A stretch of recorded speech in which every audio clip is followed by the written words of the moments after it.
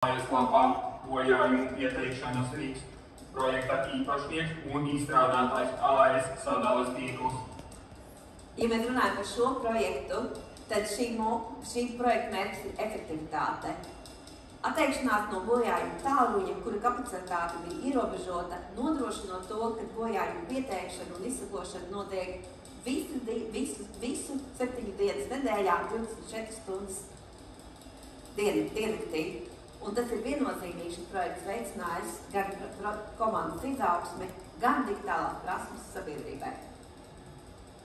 Kategorijā nominēts SIA Latvijas mobilais telefons, mākslīgā intelekta risinājums, AI, mākslīgā intelekta grāmatveža asistents.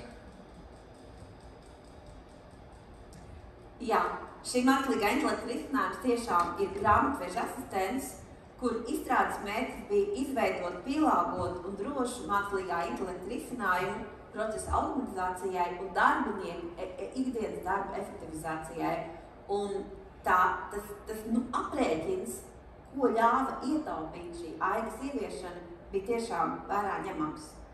Un, kas vēl ir nozīmīgi un svarīgi, ka šis risinājums ir konkrēti uzņēmuma iekštīklā, iekšējā vidē radīts risinājums, kas nodrošina līdz ar to visu drošību un to, ka nekas neiziet uz āru.